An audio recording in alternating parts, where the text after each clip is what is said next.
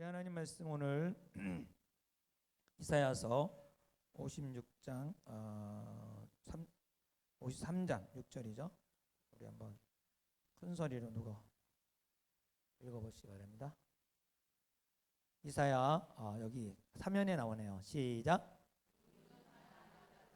그릇 행하여 각기 제 길로 갈 것 여호와께서는 우리 모두의 죄악 그에게 담당시키셨도다.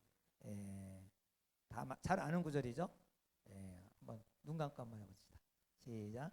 우리는 나 양 같아서 그릇 행하여 각기 제 길로 갔거늘 여호와께서는 우리 모두의 죄악을 그에게 담당시키셨도다.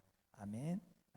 이사야서 53장 6절 말씀. 그렇죠? 우리 성경 목록 한번 읽겠습니다. 오늘도 성경 목록. 창세기 출애굽기. 창세기 출애굽기 다 합니까 이제? 우리 이 창세기 출애굽기는 오래 다닌 분들도 잘 불러야겠지만 이렇게 교회 다니면서 성경을 찾기를 잘 할 수 있으니까 한번 힘차게 불러봅시다. 박수 치면서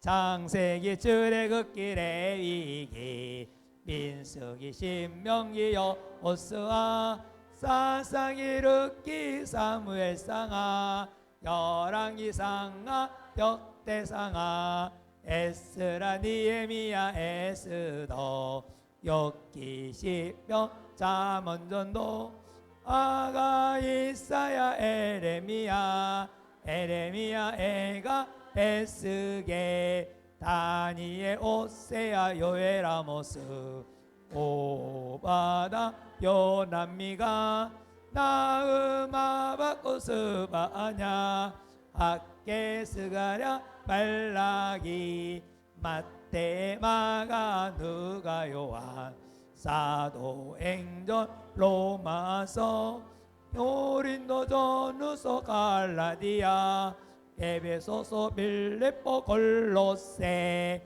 데살로니가 전후 디모데전서 디모데후서 디도 빌레몬 이브리 야고보 베드로 전후 요한 1, 2, 3서 유다 계시록 이 책의 이름은 생명책이니 구약이 39 신약 27 이 책의 권수를 모두 아니 명의 양식이 66이라.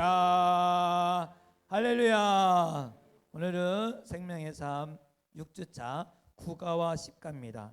구가는 성경, 십가는 하나님입니다. 오늘 성경을 잘 이렇게 개념을 잡고 또 하나님이 어떤 분인가를 잘 잡아서 아는 게 아니라 나의 삶에 어떻게 적용할 것인지를 여러분들이 잘 귀담아 듣기 바랍니다.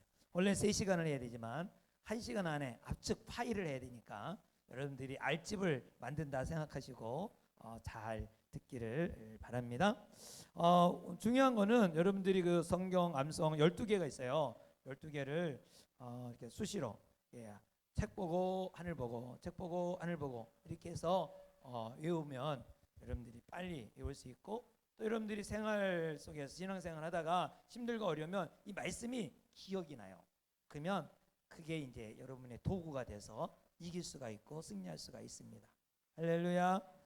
그래서 여러분 로마서 3장 10절부터 11절 이사야 59장 2절 히브리서 9장 27절 여러분들이 꼭 외우기를 바랍니다. 다 12개 외운 사람은 나중에 한번 상을 줘야겠어요. 상을 줘야 되겠어요. 자, 오늘 주제는 이제 구가는 성경입니다. 성경. 자, 성경은 구약, 신약이죠. 그래서 구약은 뭐죠? 예수님 오시기 이전에 기록된 것을 구약이라고 그러고 신약은 예수님이 오신 이후에 기록된 것이죠. 그래서 구약은 한자로 말하면 옛구, 약속하다 그러니까 옛날에 약속한 말씀 이렇게 말하고요. 신약은 역시 새로운 언약이죠. 신약. 그래서 새로운 언약, 새로운 약속이에요. 그러니까 이 하나님과 인간이 맺은 언약이 뭐예요? 성경이에요. 누구하고 맺은 언약? 하나님과 인간이 맺은 언약, 약속이란 말이에요. 약속. 그래서 이 책은 하나님과의 언약이기 때문에 우리가 우리가 할 일만 하면 돼. 우리가 할 일만 하면 반드시 하나님은 약속을 지키신 분이에요, 안 지키신 분이에요? 하나님은 신실하신 분이라고 했어요. 신실을 충성이라 그랬잖아요. 신실하신 분이기 때문에 꼭 약속을 지키세요. 우리 인간은 눈이 와서 약속을 못 지키고 차가 연착해서 약속을 못 지킬 때도 있어요. 그렇죠? 날씨와 환경에 따라. 그러나 하나님은 이 모든 우주를 창조하시는 전지전능하신 분이라 꼭 약속을 지키세요. 그게 그래서 신실하신 분이다. 그래. 신실하다. 사람들 이렇게 만날 때 뭐라 그래요? 아, 정말 약속을 잘 지키는 사람을 뭐라 그러죠? 아, 신실한 분이다. 이렇게 소개하잖아요. 저 사람이 약속을 잘 지켜. 약속을 맨날 빵꾸 내. 뭐 핑계가 되고 맨날 그러면 에이, 저 사람 신실하지 못해. 그러잖아요. 그렇죠? 여러분들은 정말 하나님께서 신실하신 분이라는 걸 믿으시기 바랍니다. 그래서 이 책이 하나님과의 언약이기 때문에 우리는 이 하나님과의 약속이 적혀진 책이다. 이 성경이 이거 이렇게 아시고 구약 아까 했죠. 몇 권? 39권. 신약 27권 이렇게 있는데 구약도 간단해요. 구약도 39권이지만 4개로 몇 개요? 4개로 나눠요. 자, 첫 번째는 뭐냐면 율법서 해봐. 물법서. 율법서는 이제 모세오경이라 그래. 모세오경. 모세가 기록했다. 그래서 모세오경. 그다음에 역사서는 이제 가나안 땅에 딱 들어가서부터 여호수아부터 해서 포로 귀환까지 이스라엘 사람들이 바벨론 포로 갔거든요. 70년을 포로하고 다시 돌아오는 때까지 역사에 역사. 그러니까 뭐 이스라엘 백성들이 출애굽해갖고 이제 가나안 땅에 도착하잖아요. 가나안 땅에서 이제 왕이 맨 처음에 없었어요. 그러다가 이제 저 다른 나라도 왕이 있는데 우리도 왕 좀 세워주세요 해갖고 맨 처음에 사울왕, 두 번째 다윗왕, 그다음에 세 번째 솔로몬 왕 이후에 남과 북으로 갈라지죠.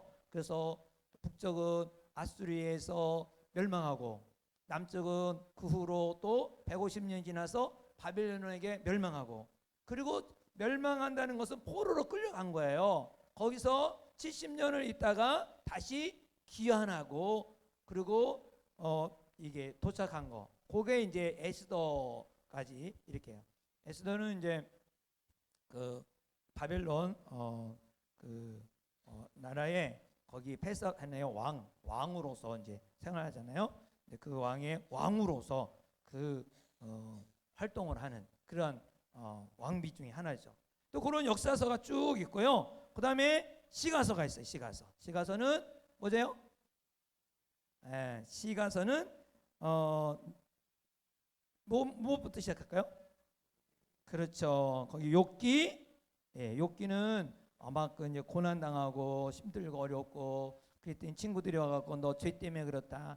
내가 죄가 있다면 나 회개하겠다. 아무튼간에 이렇게 해갖고 하나님께서 그에게 복을 주시죠. 그래서 이 복을 주셔갖고 이 또 2배의 복을 받았다 하는데 욥기부터 시작해요. 욥기, 그다음에 시편, 그다음에 잠언, 그다음에 전도, 그다음에 아가서는 우리 젊은이들이 많이 읽으면 좋습니다. 연애편지 쓸 때 거기다가 다 이렇게 인용하면은 아주 대길이에요.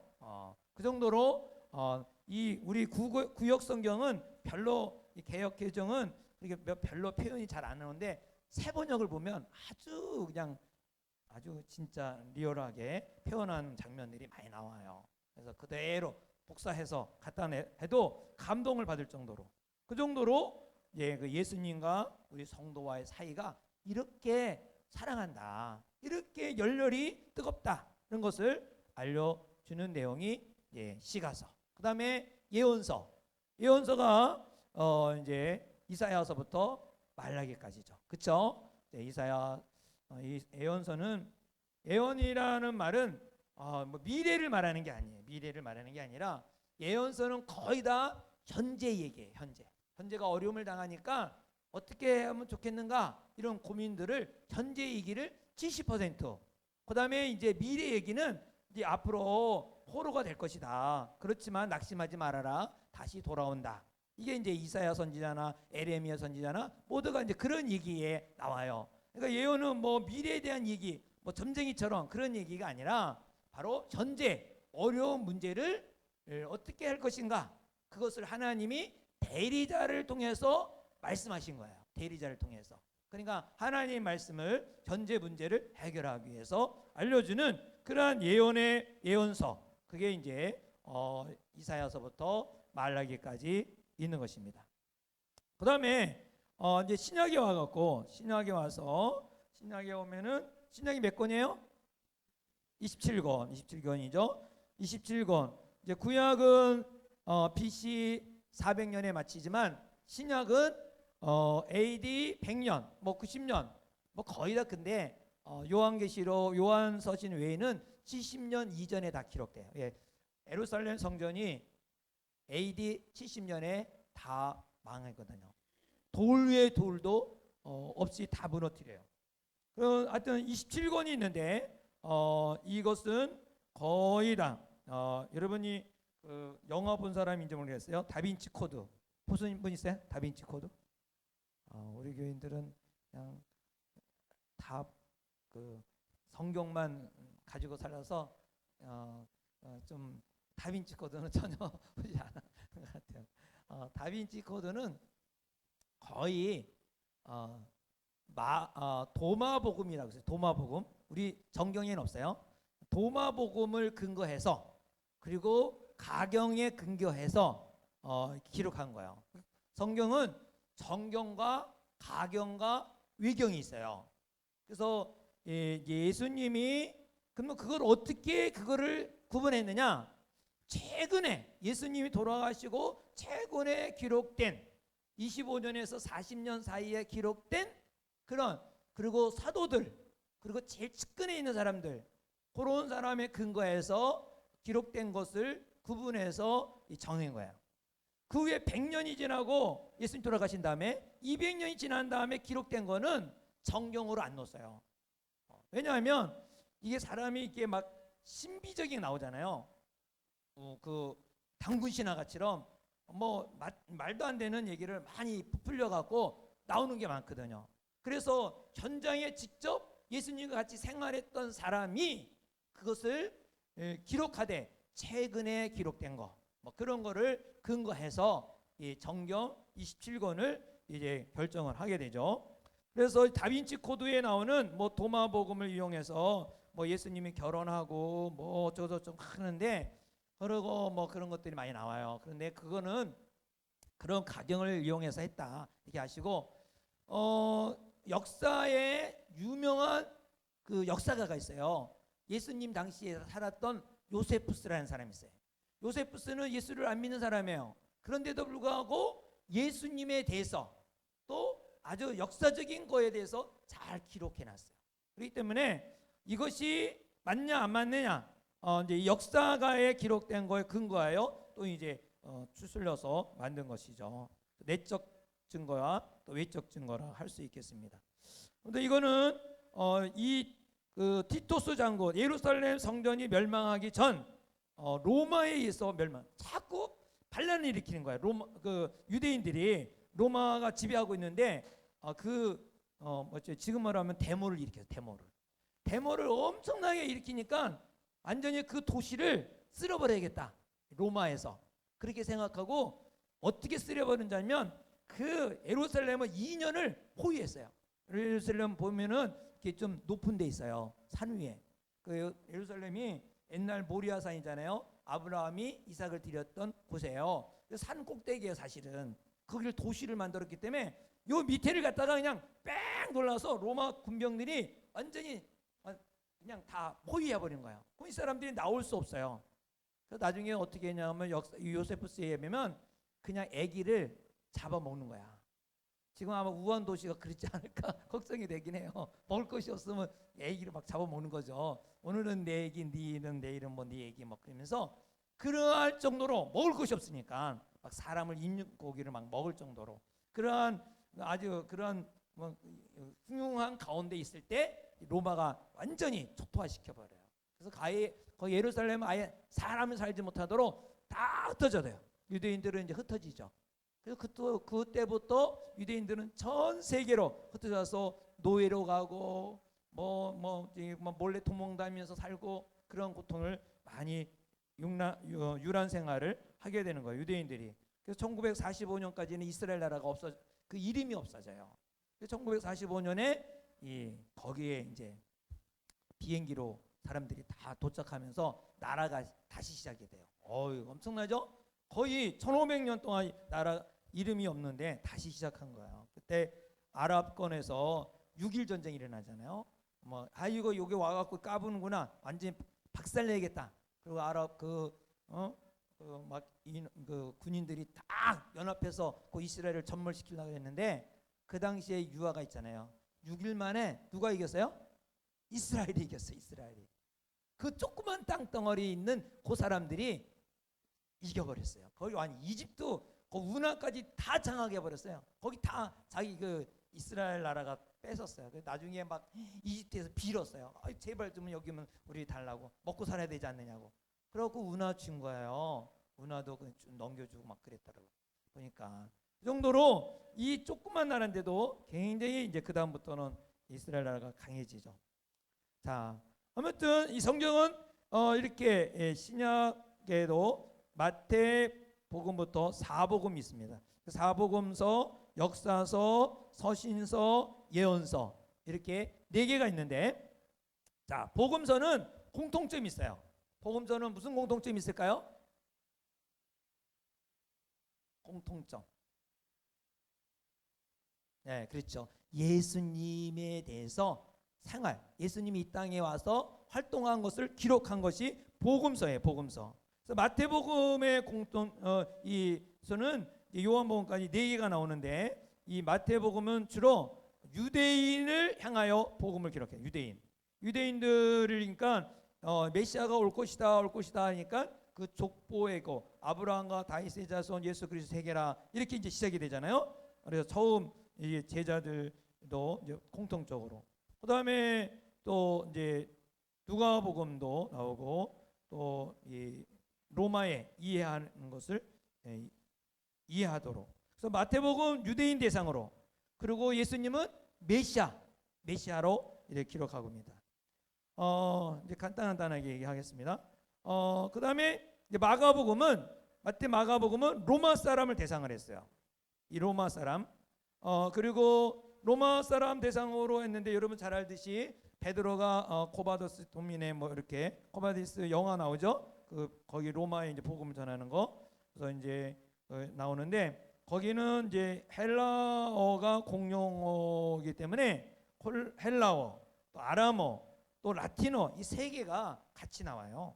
그래서 많이 이렇게 혼잡해서 나오는데 하여튼 마가복음에는 로마 대상으로 기록했다. 로마로. 이 마가복음 왜 로마 사람을 대상했느냐? 마가는 베드로를 쫓아다녔어요. 로마까지 복음을 전했잖아요. 그래서 마가가 기록하니까 직접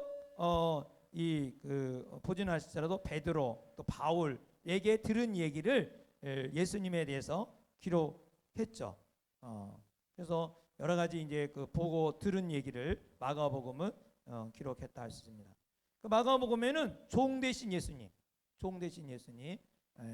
이런 예수님을 하고 누가복음은 일반 이방인들에게 헬라 사람들에게 기록하고 유일하게 유대인이 아닌 사람이 성경 기록한 사람이 있는데 그 사람이 누가예요.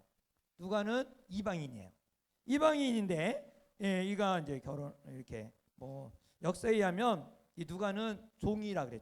종이었던 사람인데 거기까지 뭐 얘기하면 안 되고 뭐 시간이 없으니까. 근데 이제 종으로 인해서 너무 똑똑한 거야.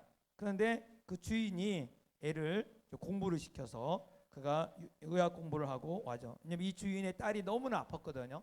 근데 이 종이 누가가 그 딸을 너무 사랑했는데 뭐 유학 갔다가 오라 그러니까 유학 갔다가 왔는데 그 딸이 세상을 떠났어요. 그래서 요 의학을 하고 왔지만은 딸이 없으니까 이제 해방시켜줘서 병원을 차리게 됩니다. 그 병원 누가복음 병원도 있어요. 유대인이 이렇게 가면 그리스인가 어딘가 하여튼 있어요. 있는데 근데 이제 바울이 가다가 이제 누가를 만나게 되는 거죠. 누가를 만나서 같이 복음 사역을 하게 돼요. 그래서 이 누가복음이 기록되죠. 의사로서. 의사는 유일하게 그 유대인들은 여성들과 대화를 안 하거든. 만나지 않거든요. 근데 의사는 남자나 여자나 누구나 만날 수 있잖아요. 그래서 누가복음에 보면 여성에 대한 얘기가 많이 나와요. 네, 직업상 만날 수 있는 여성을 만나기 때문에.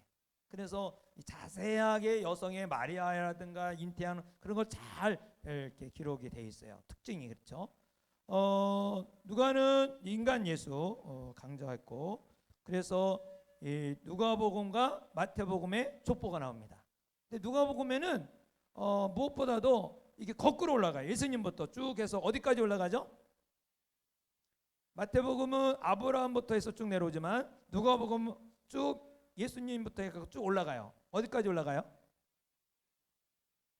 하나님까지 올라가요. 하나님까지. 그래서 하나님까지 올라가요. 그래서 예수님은 온 인류의 구세주라는 것을 알려주기 위해서 하나님까지 족보가 올라가요. 이 누가의 관점에서는 이방인들이 다 예수님을 통해서 병을 고치고 이방인들도 바로 축복받을 수 있는 사람들이라는 것을 강조하기 위해서 쭉 하나님까지 올라가는 거예요. 마지막에 요한복음은 이 세 복음과 아주 전혀 달라요. 같이 이렇게 섞여 있는 것이 거의 없어요. 오직 중복된 거 오병이어 기적하고 예수님의 부활 사건 외에는 거의 중복된 것이 없어요. 바로 요한복음은 예수님이 메시아다, 하나님의 아들이시다, 곧 하나님이시다는 관점을 가지고 기록했다고 볼 수 있습니다. 하나님의 아들, 뭐 이렇게 신이신 예수죠. 신이신 예수가 되어 있습니다. 자, 이렇게 사복음서가 있고 역사서는 뭐가 있을까요? 그렇죠. 사도행전. 따라와. 사도행전. 역사서라기보다도 바울의 행적을 쫓아가면서 기록한 거야, 사실은. 베드로도 일부 나오지만 바울의 행적이라 할 수 있어요. 그래서 이 사도행전의 중간중간 이 서신서가 쭉 연결이 되어 있는 거예요. 여러분들이 이제 아마 말씀의 삶 그거를 공부하다 보면 다 나오잖아요. 중간중간에 다 이렇게 나오는 거. 그래서 어디까지 이제 쭉 가는가는 서신서가 이제 쭉 나오죠. 서신서는 로마서부터 유다까지 쭉 중간중간에 쭉 나옵니다. 물론 서신서도 두 가지죠. 일반 서신과 바울 서신. 뭐 바울 서신도 목회 서신, 또 아니면 옥중 서신, 뭐 일반 서신, 뭐 이렇게 막 있는데 뭐 거기까지 할 필요는 없고요. 이렇게 옥중에서 쓴 편지가 있고, 또 이제 디모데에게 보낸 편지가 있고, 목회자 이렇게 여러 가지 목적이 있습니다. 그리고 마지막에 이제 뭐가 있죠? 예언서. 예언서는 뭐죠? 요한계시록. 할렐루야. 요한계시록은 예언서다. 다시 서신서는 왜 기록하게 됐느냐? 바울이 이게 목회를 하면 이게 전도를 하며 가다가 들려오는 소식이 교회에 무슨 문제가 있다는 거예요. 그래서 그 문제에 질문하는 내용을 적고 그리고 그것을 답해 주기 위해서 보낸 것이 바로 서신서입니다. 그러니까 전부 다 거기에 보면 문제가 있고 어떻게 교회를 세워야 되고 성도는 어떻게 해야 되고 그런 서신서들이 쭉 있는 거예요. 그러니까 어떤 면에서 바울이 쭉 다니면서 필요한 것들, 그 교회. 그렇지만은 옛날에는 성경을 한 권 갖는 게 얼마나 힘들지 몰라요. 누가복음이 두루마리가 최고 길게 기록한, 끝까지 기록한 것이라 그래요. 근데 두루마리 이 성경을 하나, 누가복음 하나만 가질래도 집 한 채 값이라는 거예요. 그러니까 성경이 딱 오면은, 누구한테 편지가 오면은 그걸 다 복사해 가요. 막 써서 가져가는 거야. 그래서 다시 이렇게 돌아가면서 읽고. 그러니까 사실은 성경을 다 가진 사람이 거의 없어요. 초대교회는. 지금은 여러분들은 27권 다 가지고 있죠. 근데 일반적으로는 거의 한 권 가지거나 두 권 가지거나 이 가질 사람이 없는 거예요. 복사에다가 가지고 있어도 그 많은 것들을 다 가질 수가 없어요. 왜냐면 두루마리니까. 그런데 시간이 지나면서 인쇄술이 발달돼서 정경이 확정된 다음에 27권이 된 다음에 또 신약과 구약이 같이 이렇게 합쳐서 우리가 구약 39, 신약 27권을 한 손에, 그렇죠? 한 손에 들고 다니죠. 요즘에는 한 손은 아니라 핸드폰 속에 다 들어가 있어. 앱으로 돼 있어. 앱으로 돼갖고 쭉 보고 싶은 대로 거기에 히브리어 성경, 헬라어 성경, NIV 성경, 킹제임스 성경, 뭐 성경, 하여튼간 뭐 별개 다 있더라고. 그러니까 뭐 여러분 그 돈도 안 내도 그 다번역 성경에 다운 받으면 거기 다 나와 있어요. 뭐 성경 보고 싶은 대로 다 봐요. 얼마나 좋은지 몰라. 옛날에는 누가복음 하나 가져도 집 한 채를 팔아야 성경책을 갖고 돼 있는데 축복의 시대죠. 옛날보다 지금이 얼마나 좋은지 모르죠. 아무튼 여러분들이 이렇게 성경을 가지고 있다는 것을 아시고, 첫 번째 베드로전후서 1장 27절 보겠습니다. 베드로후서 1장 27절 시작.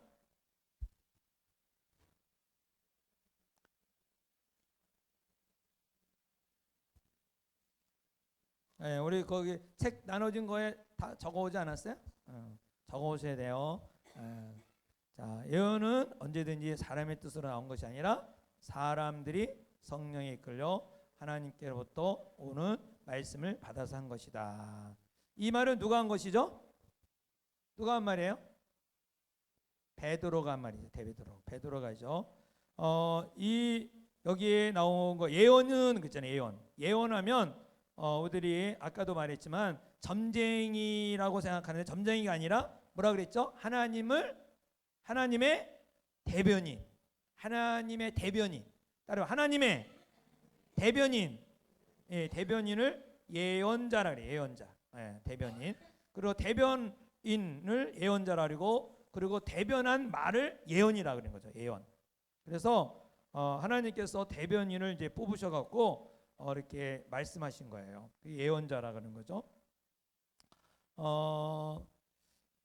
나중에 이제 쭉 돌아오고 아까도 말했듯이 70%는 현재 문제. 구약에는 예언자들이 참 많잖아요. 다 현재 문제들을 다 얘기하는 거고요. 그다음에 앞으로 될 일을 얘기를 했습니다. 자, 예언은 지금으로 말하면 뭐냐면 성경이라 할 수 있어요. 성경. 그래서 성경은 언제든지 사람의 뜻으로 나온 것이 아니라 어디에 성령이 이끌려서 어디로부터 온 거예요? 하나님의로부터 오는 말씀이다. 성경은 언제든지 사람의 뜻이 나온 것이 아니다. 성령에 이끌려서 하나님께로부터 받아 적은 것이다. 이게 좀 중요한 거예요. 성경은 썼는데 누가 썼죠? 누가 쓴 거예요? 사람이 썼다는 거예요. 이게 잘 이 뜻을 보면 알죠. 사람의 뜻에 나온 것이 아니라 사람들이 성령에 이끌려서 하나님께서 오는 것을 받아서 적은 것이다. 누가 기록한 거예요?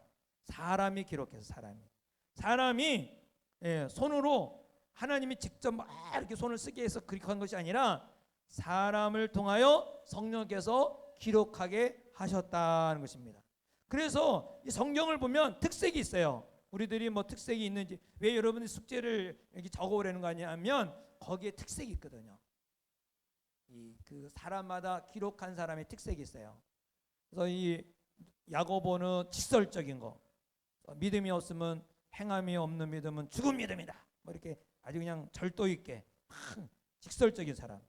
누가는 문장이 부드러워하면서 의사니까 다 합리적인 얘기를 해요. 합리적인 것을 해서 얘기하고 이렇게 아주 저자마다 가지고 있는 특성이 있어요. 그거를 살려서 성경을 기록하게 한 것입니다. 그래서 하나님이 가르쳐 준 것이지만 기록은 사람이 기록했다. 이해되시죠?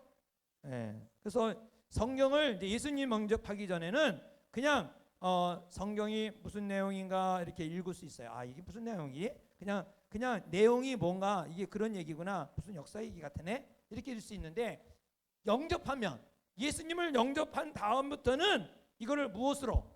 하나님의 말씀으로 우리가 읽어야 돼요. 할렐루야. 하나님의 말씀으로 받아들여야 돼요.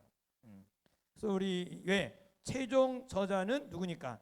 성령님이시니까. 그래서 우리가 영접하기 전까지는 그냥 성경 이야기로 듣지만 예수님을 영접한다면은 이거는 하나님의 말씀이다, 이렇게 여러분이 자세를 가지고 읽고 또 받아야겠죠.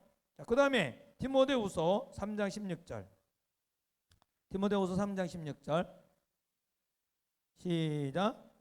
모든 성경은 하나님의 감동으로 된 것으로 교훈과 책망과 바르게 함과 의를 굽기에 유익하니. 할렐루야. 이제 디모데는 순수 유대인은 아니에요. 엄마가 유대인이고 아버지는 헬라인.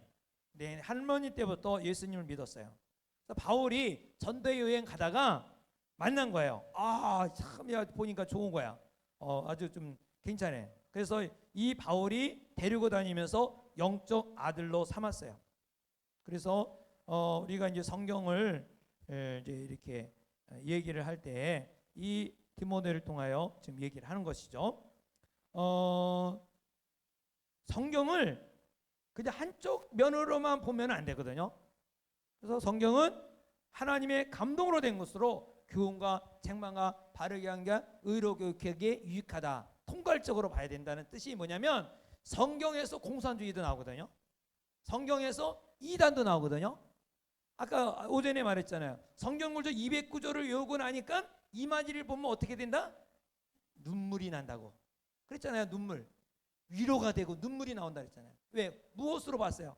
이만희가 자기의 구원주로 봤기 때문에 이만희를 보면서 자기 위로를 받은 거야. 위로를. 그러니까 이 성경을 어느 쪽으로 보고 어느 쪽으로만 가느냐에 따라서 글로 나와요. 성경을 이렇게 공산주의도 다 이 성경에서 나온 거거든요. 통괄적으로 보는 것은 문맥을 따라서 그 동그라미 여러분들이 그 주제를 놓고 성경을 보는 것은 앞뒤를 다 보고 해야 된다는 것을 강조하고 있는 것입니다. 예, 교훈과 책망과 바른 의의 교육에 유익하다. 하나님 말씀은 다 이게 통괄적인 것이다. 이 소리가 알아야 돼요. 그래서 이 이단도 다 성경을 가지고 이용해요. 문성명 나는 대로 성경을 가지고 이용하고 통일교를 만들었고, 또 옛날 그 박태선도 성경을 가지고 박태선교를 만들었다니까요. 천부교를 만들었어요. 여러분, 동성애가 죄가 이다 아니다? 어떤 사람은 죄다 라는 사람이 있고 죄가 아니다 하는 사람이 있어요. 성경을 가지고. 왜 차이가 날까요?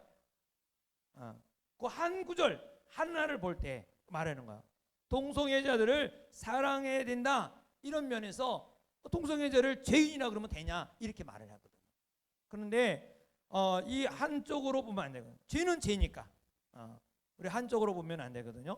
그래서 우리가 동성애인을 사랑은 해야 되지만 동성애 자체는 죄다, 이걸 우리가 알고 사랑할 거 사랑해야겠죠. 그렇게 그래서 구원시켜야 되니까 여러분들이 성경을 볼 때에 앞뒤 문맥을 한 구절만 딱 보면 안 되고 앞뒤 문맥의 그 뜻이 무엇인가, 이것을 봐야 된다는 것입니다. 그래서 유익하다는 말은 성경은 정말 유익한 책이다 하는 거예요. 성경이 유익한 책이기 때문에 성경 유익한 거는 다 재밌어요, 없어요? 유익한 책은 재밌는 거예요. 골프를 치는 사람이 이 골프 책을 볼 때 유익할 때 골프 책이 재밌어요, 안 재밌을까요? 재밌죠. 근데 골프에 관심이 없는 사람 골프 책 읽으라면 볼까요? 안 보죠. 자기 관심도 없는데 재미도 없는 걸 뭐 알아보겠어요? 음식 요리를 막 남자분에게 우리 아내가 막 보라고 막 주고 그러면, 아니 음식이 관심이 없는데 이걸 보라 그러면 그 음식 요리가 재미없죠. 보지도 않아요. 그런데 목장에서 음식 요리대로 딱 음식을 만들어 갔는데 모건들이 와서 맛있게 먹는 거야. 와, 그러면 그 책이 어떻게 될까요? 유익할까요? 안 유익할까요? 유익한 책이죠. 그와 같이럼 우리가 성경은 우리 신앙생활 하는데 유익한 책이에요. 내가 유익하다고 할 때는 아주 이 책이 기쁜 거예요. 근데 성경은 아유 나하고 뭐 상관도 없어. 상관이 없다고 생각하면 신앙생활에 재료가 돼요. 우리가 이 성경은 살아가는데 재밌는 책이고 살아가는데 유익한 책이에요. 할렐루야. 예수 믿는 사람에게는 정말 이 성경이 말도 안 되는 것 같은데 이 말씀대로 순종하면 뭐예요? 그대로 되는 거야. 그대로. 그러니까 유익한 책이에요. 이게 성경이 하나님의 감독으로 된 것이기 때문에 성경을 아주 이 천하에 있는 모든 책을 다 동원해도 성경과 비교가 안 돼요. 그러니까 여러분 이 세상의 모든 과학책보다도 역사책보다도 성경 하나 더 아는 게 제일 중요해요. 인생의 문제가 풀리는 거예요. 성경은 유익한 책이에요. 아주 모든 문제를 다 해결해 줄 수 있는 거니까 가정의 문제도 해결이 되고요. 심지어 모든 문제 이 성경이 유익한 책이에요. 결혼 문제도 성경을 알면은 해결이 되는 거예요. 학비 문제도 성경을 알면 해결되는 거예요. 예, 하나님께 가져 나오면 해결된다고 했으니까 성경은 모든 답이 있어요. 할렐루야. 그래서 성경은 유익한 책이다. 생활에 유익한, 지식의 유익이 아니라 내 생활에 유익한 책이다. 이렇게 아시고 성경에 답이 있다. 이 말은 경험해 봐야 돼요. 성경을 유익한 책이라고 정말 기쁘게 즐겁게 한번 읽어보시면서 나가면 아마도 이 상사의 문제도 또 가정의 문제도 부부 문제도 답이 다 어디에 있어요? 유익한 책에 있어요. 유익한 책. 유익한 책. 성경을 안 보고 다른 데 가서 막 산단 닦고 뭐하고 막 하려고 그러지 말고 성경을 보시기 바랍니다. 할렐루야. 성경 속에는 모든 인생에 답이 있다. 성경은 유익한 책이다. 생활에 유익한 책이에요. 두 번째 이제 십가 하나님에 대해서 보겠습니다. 하나님은 하나님은 세 가지가 나오는데요. 하나님은 첫 번째 요한복음 4장 24절 보겠습니다. 시작. 영희씨. 예, 하나님의 정의. 하나님은 어떤 분이다? 영이시다 그랬어요. 여러분 하나님이 신앙생활을 잘하려면 지식이 아니라 하나님과 나와의 관계가 하나님이 영이시라는 것이 나와 어떤 관계가 있는가 이게 중요해요. 그래서 이 말은 누가 말했죠? 요한복음 4장 24절 누가 말한 거예요? 예수님이 직접 말씀하신 거예요. 그렇죠? 예수님이 말씀하셨어요. 예수님이 요한이 아니고 예수님이 말씀하세요. 하나님은 영이시다. 왜 하나님이 영이라는 것이 중요할까요? 왜 하나님이 영이시라는 것이 중요할까요? 왜 중요해요? 예수님이 왜 이런 말을 하셨어요? 네? 아까 얘기했잖아요. 우리가 성경을 읽을 때 앞뒤 문맥을 보아야 된다. 그래야 성경을 읽는 능력이 생기고 성경이 재밌다 그랬어요. 그렇죠? 이게 동기가 예수님이 하신 동기가 뭐냐면 예배를 어떻게 드려야 될까 이 문제를 다루면서 이 말씀하신 거예요. 예. 예수님이 이제 그 사마리아 사람 있잖아요. 사마리 사람을 원래 사마리 사람과 유대인들과 적대 관계예요. 말도 안 해. 그런데 유대인 남자기도 안 하는데 특별히 여자에게 말을 걸었어요. 이거는 희한한 일이에요. 그것도 이 여자가 밤 12시가 아니라 낮 12시에 나온 거예요. 유대인들은 낮 12시는 너무너무 더워서 사람이 안 다녀요. 근데 사람을 피해서 이 운물가에 여인이 나타난 거죠. 근데 왜 낮에 이렇게 왔느냐? 성경에 보면은 이 남편을 6번이나 갈아쳤어요. 그리고 지금 살고 있는 남편도 정식 결혼식을 안 하고 산 그런 남자예요. 그러니 이 여인은 어떤 면에서 굉장히 남자에 목마른지 정에 목마른지 그러한 여인이잖아요. 그런데 예수님이 이 여인을 만나갖고 내가 영원히 목마르지 않는 물을 주겠다. 이렇게 이제 얘기가 해요. 여러분, 그런 가운데 마지막 순간이 뭐냐면 신학적인 질문이에요. 우리 조상은 어디서 뭐 했는데 어디서 예배 드려야 됩니까? 이런 장소에 대해서 얘기할 때 예수님이 말씀하신 거죠. 하나님은 영이시다. 할렐루야. 영이시다. 장소가 중요한 것이 아니라 무엇을 본다는 거예요? 겉의 모습이 아니라 무엇을 본다는 거예요? 영이시니까 마음을 보신다는 거예요. 하나님은 영이시다. 이게 무슨, 왜 이걸 아는 게 중요해요? 우리의 심령을 보신다. 우리의 마음을 보신다는 거예요. 여러분 예배에 와갖고 딴 생각하고 있으면 하나님은 영이시기 때문에 그 사람은 딴 생각하고 있으면 몸은 와 있지만 예배 드리는 거 안 드리는 거예요?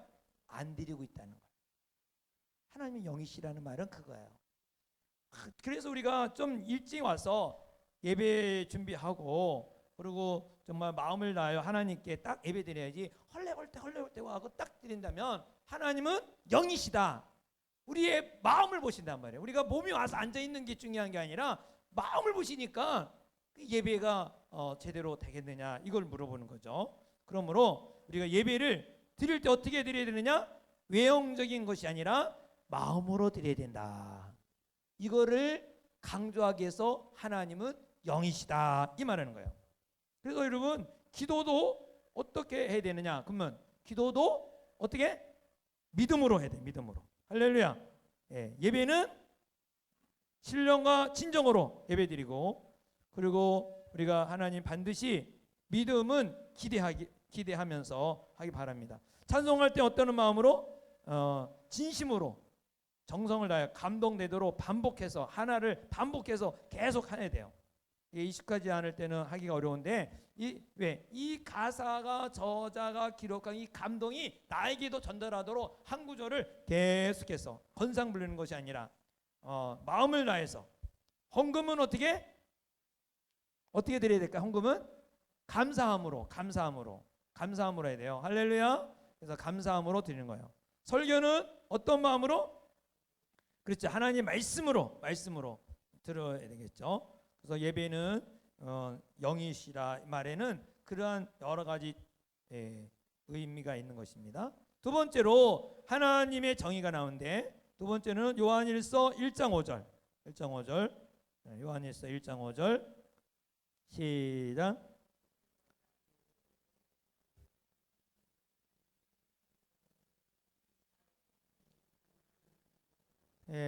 하나님은 뭐라 그래요? 빛이시다.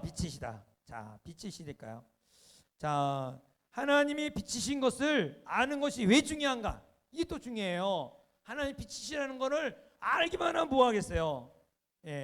자, 왜 중요할까요? 이 요한이 저자가 왜 하나님 빛이라고 했을까요? 왜 빛이라고? 우리가 성경을 보면 앞뒤를 봐야 된다 그랬죠? 문맥을 봐야 돼. 문맥. 그래야 이단에 빠지지 않아요. 이단에 빠져. 여기에 어둠은 뭘 상징하느냐면, 어둠은 죄인 같죠. 죄인. 빛은 의로운, 성스러운 것을 상징하는 것 같지 않아요? 그래서 6절에 답이 나와요. 6절에 보면은 이런 말이 있죠. 우리가 하나님과 사귀고 있다고 말하면서 그대로 어둠 속에 살아간다는 것은 우리가 거짓말하는 것이다. 진리를 행하지 않는 것이다. 이 빛이, 하나님 빛이라는 말에는 그 답이 6절이에요. 그래서 우리가 빛 가운데 의로운 사람으로 살지 않을 수 없고, 왜? 하나님 빛이시니까 내가 어두운 가운데, 죄 가운데 살 수 없다는 것을 강조하는 것이죠. 그래서 이게 변화가 있다는 거예요. 사람은 변화가 있는 거예요. 이 깡패가 예수 믿으면 깡패 그거를 안 하겠다 딱 선포하고 총알바지 맞아도 나오는 거죠. 예수를 믿으면 이런 변화가, 역사가 있는 거예요. 변화가 전혀 없다면, 오전의 말씀대로 변화가 없다면 예수님을 안 믿는 거죠. 하나님은 빛이시다 이기 때문에 반드시 빛이 우리 안에 들어오면 어둠이 물러가게 되는 거죠. 죄가 거할 수가 없는 거예요. 자꾸 물리치니까 자꾸 변화되게 돼 있어요.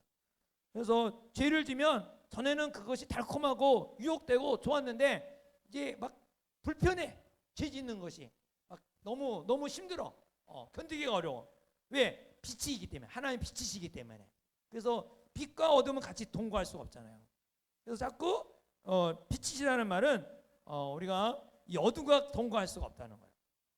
그래서 우리가 이제 빛이시기 때문에 우리가 예수님과 함께 왜 어둠이 아니라 빛과 함께 거닐고 싶고 빛과 함께 기쁨을 누리게 되죠.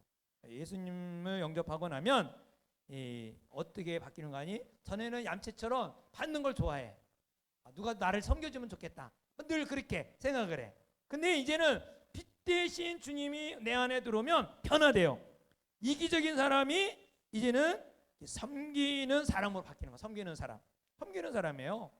받는 사람이 점점 남을 섬기려고 그래. 왜? 빛이기 때문에. 빛은 왜요? 다른 사람에게 도움을 주는 거잖아요. 그렇죠? 빛은 다른 사람에게 도움을 주니까 하나님이 우리에게 소원 주는 만큼 그만큼 할 수 있는 거예요. 너 이렇게 해라고 마음에 주시면 그거 할 수 있는 능력을 주시는 거거든요. 섬기는 능력을 주시는 건다 하는 거예요.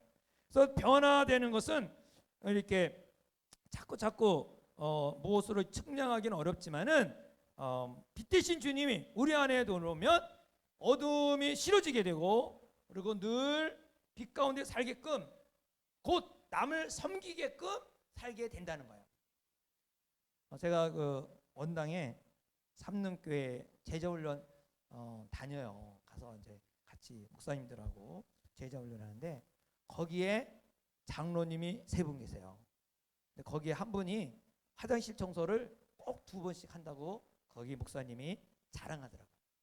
그 장로님이 서울대 나오시고 또 한 분은 장성 출신이고 또 한 분은 뭐 이렇게 그냥 시골인데도 불구하고 참 훌륭한 분이라 그래요. 근데 그분의 장로님들이 그렇게 섬기니까 뭐 교인들이 장로님들 말하면 아무 말 없이 그대로 순종한다 그러더라고요. 그래서 야 정말 훌륭한 장로님 말도 없이 잘 섬기는구나 이렇게 생각했는데 우리 교회 장로님들 보면은 정말 여러분 알게 모르지만 여기 청소 누가 하는지 아세요? 장로님이 하세요. 장로님이 계실 때 안 계실 때 차이가 있는데 줄을 쫙 앞질러 새벽에 탁 보면 와 앞줄을 다 장로님이 청소했구나. 우리 교회도 참 훌륭한 장로님이 계시구나. 마음으로 흐뭇한 생각이 있어요. 이게 뭐예요? 뭔가 주님 앞에 몸을 드리고 시간을 드리고 다른 사람에게 도움을 주기 위해서. 할렐루야? 네. 자기의 뭐 학력을 자랑하지 않고 자기의 돈 가진 거 자랑하지 않고 자기의 세상의 지위 명예 자랑하지 아니하고 교회에서는 온전히 주님만 높여드리려고 하는 그런 장로님들의 모습들 얼마나 아름다워요. 그렇죠? 이게 뭐예요? 섬기는 자세. 그런 교회는 잘 될 수밖에 없고 그런 교회는 하나님이 복을 주실 수밖에 없어요. 할렐루야. 내 사회에서 뭐 아무것도 아닌 사람이 교회 와서 내가 좀 자리를 찾아갖고 내가 좀 뭔가 인기를 얻어야겠다 그러면서 이렇게 하면은 그 교회는 시끄럽고 어려운 거예요. 어려워요. 그러나 섬기는 자세. 사회에서 많이 받을수록 교회 와서는 어떻게 돼요? 섬겨야 돼요. 예, 하나님 사회에서 정말 많이 받은 것을 교회 와서는 그거를 섬기라고 주신 것이고 사회로부터 너무너무 힘들고 지친 사람들은 교회 오면은 섬김을 받아야 되겠죠. 우리 그들은 분들을 다 골라서 섬겨주고 그래서 용기를 얻어서 사회에 나가서 더 잘 살 수 있도록 더 힘있게 나갈 수 있도록 도와줘야 되겠죠. 할렐루야. 그래서 우리는 하나님이 빛이시라는 말은 뭐 하라고? 섬기라고. 저희가 빛이시라. 남을 섬기는 삶을 살라고 하는 것입니다. 우리의 얼굴이라든가 또 우리의 직장 안에서도 여러 가지 있을 때 항상 우리 얼굴이 빛이 돼야 돼요. 다른 사람에게 영향력을 끼쳐야 돼요. 우리 행동도 그렇고 우리의 말도 그렇고 빛이니까 하나님은 빛이시다. 우리 생활에 빛 대신 예수님이 내 안에 들어와서 이 성령님이 하나님이 계시니까 빛된 생활을 해야 된다는 거예요. 마지막 3번째로 요한일서 4장 7절로 8절 7절 8절 자 하나님은 어떤 분이냐 시작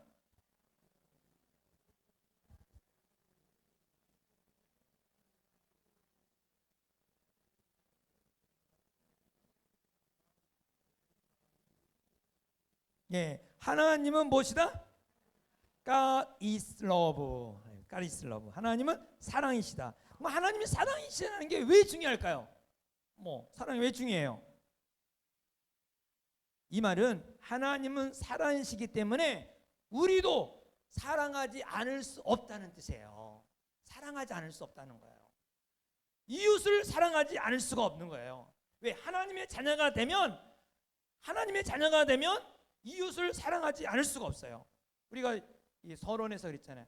우리는 하나님의 사랑을 받음으로 말미암아 이웃에게 사랑할 수 있다. 우리는 이웃에게 사랑할 수가 없는 것은 하나님의 사랑을 아직 그 사람은 받지 않았다는 뜻이에요. 이웃과 원수 맺고 이웃을 증오하고 이웃과 대화 안 하려고 해서 하나님의 사랑을 받지 않았다라고 말할 수 있어요. 그러니까 하나님의 사랑을 받은 사람은 이웃을 사랑하는 능력이 생긴 거예요. 할렐루야. 그래서 늘 하나님의 사랑은 이웃에게 흘러가게 되는 거죠. 그래서 이 이웃 사랑은 어떻게부터 시작하느냐? 이웃 사랑은 연민부터 시작해. 연민은 불쌍히 여기는 거야.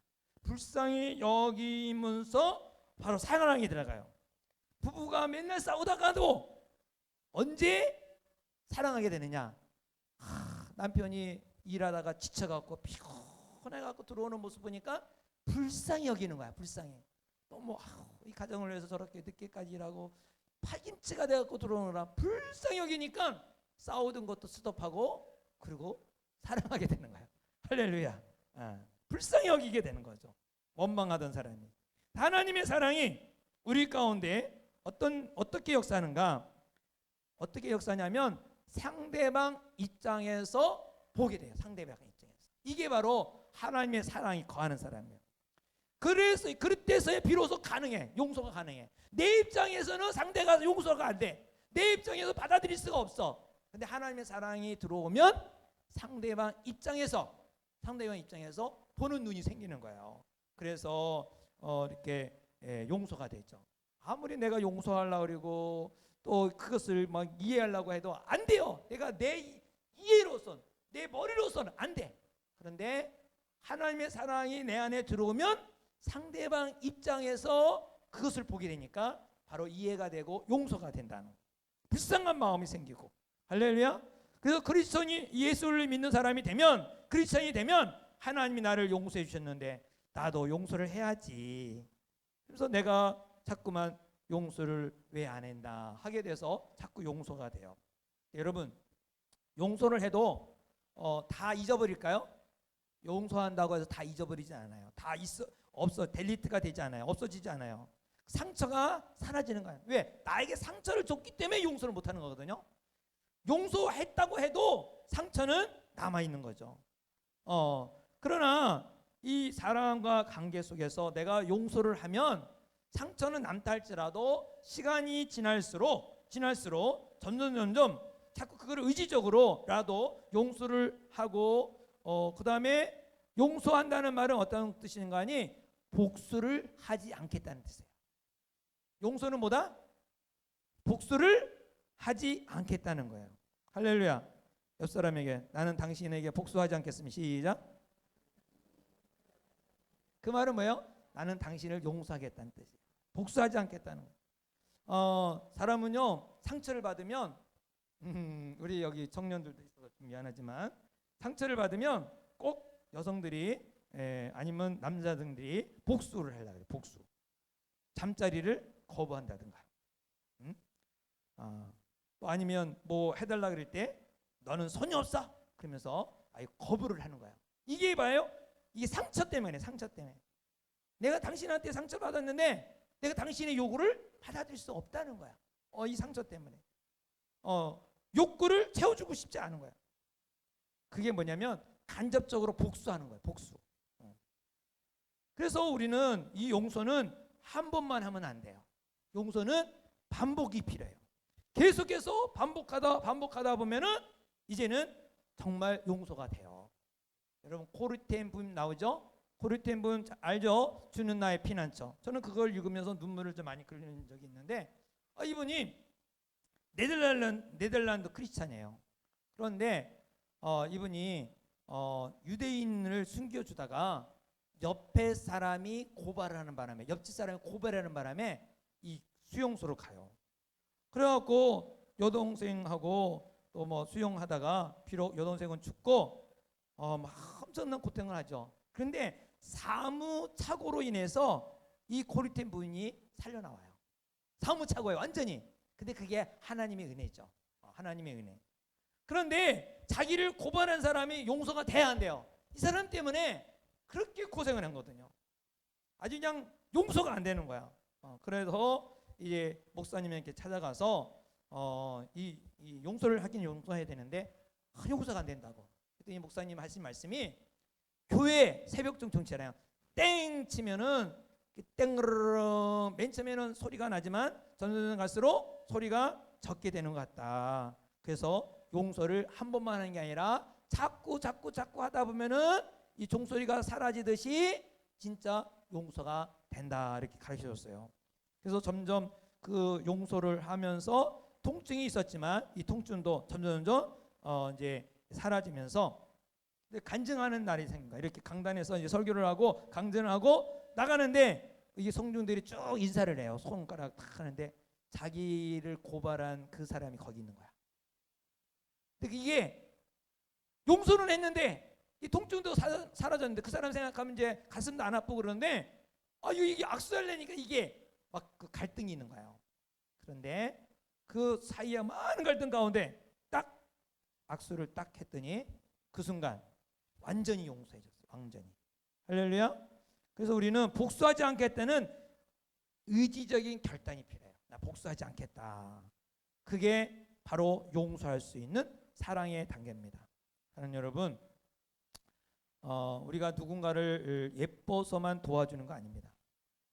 그러나 자꾸 도와주고 또 협력하고 그러다 보면 이제 점점 용서가 나오고 또 그래서 하나님의 사랑을 체험하게 됩니다. 우리는 인간관계 속에서 친구나 또 부모 관계나 또 이웃 관계나 상사 관계나 동료 관계 속에서 많은 일하다 보면은 이렇게 용서할 수 없는 일들이 많이 가지게 되죠. 이럴 때 하나님의 사랑을 체험하고 하나님의 용서를 체험하고 하나님이 사랑이시잖아요. 사랑이신 우리 하나님께서 우리 상황 가운데 역사할 때 우리 마음속에 사랑에 대한 부담이 생기고 사랑에 대한 염원이 생길 때 이제 역사가 일어날 줄 믿습니다. 하루아침에 생기는 건 아니지만 그러나 반복할 때 우리 안에 하나님이 역사하셔서 용서가 일어나게 되고 사랑하게 될 줄 믿습니다. 할렐루야. 우리 기도하겠습니다. 다 같이 함께 기도하는데 짧은 시간이지만 성경과 하나님에 대해서 우리가 봤습니다. 성경은 하나님의 성령으로 기록된 성경으로서 유익한 책이라 했습니다. 여러분, 우리의 생활에 유익한 책, 모든 인생의 답을 주는 책이 바로 성경책입니다. 성경을 사랑하고 읽으시고요. 그 다음에 하나님이 어떤 분인가를 우리가 보았습니다. 하나님은 어떤 분입니까? 하나님은 빛이시고 하나님은 사랑이시고 하나님은 우리에게 유익한 분이에요. 모든 것을 주시는 분이죠. 그래서 우리가 늘 이 시간에 하나님 앞에 다시 한번 기도할 때 하나님, 나에게 정말 영이시고 빛이시고 사랑이신 하나님, 정말 마음을 보시고 우리가 섬길 수밖에 없는 상황, 용서할 수밖에 없는 그러한 하나님 우리 안에 계시다면 그러한 우리라는 것을 알려줬는데 나는 어떻게 살고 있는가? 하나님을 거부하고 있는가? 하나님 말씀에 순종하고 있는가? 한번 나같이 함께 한 마음으로 통성으로 기도하겠습니다.